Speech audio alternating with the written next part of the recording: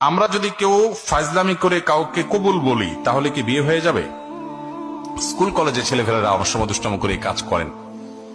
দেখুন, সালাতুন জিদ্দুহুন্না জিদ্দুন ওয়া হাজলুহুন্না জিদ্দুন। নবী সাল্লাল্লাহু আলাইহি ওয়াসাল্লাম বলেছেন তিনটা কাজ হাসতে হাসতে করলে যা হবে সিরিয়াসলি করলেও তা হবে।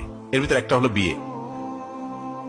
যদি দুইজন সাক্ষীর উপস্থিতিতে, অ্যাডাল্ট দুজন সাক্ষীর উপস্থিতিতে এই কাম করে থাকেন, উভয়ে হাসাহাসি করেছেন, আর নিজেরা শিশু না হন, আপনারাও অ্যাডাল্ট হন, তাহলে হানাফি মাযহাবের মাসআলা অনুযায়ী বিয়ে হয়ে যাবে। বলবেন হুজুর মোহরটা ঠিক করি নাই। মোহর অটোমেটিক সেট হয়ে যাবে, কিন্তু বিয়ে হয়ে যাবে। খুব জটিল।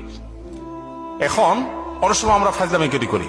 এখন কেউ নাটক সিনেমাতে অভিনয় করার জন্য করছে, সেটাও যদি দুজন সাক্ষীর সামনে করে, ওই ব্যাকল জানে না, যদি আবিয়াত্তা হয়ে থাকে বিয়ে হয়ে যাবে, আর যদি বিবাহিত হয় তাহলে তার কোনো উপায় নেই। তো শরীয়তের এই মাসালাগুলো নিয়ে তামাশা করা যাবে না, এগুলো সিরিয়াস ইস্যু।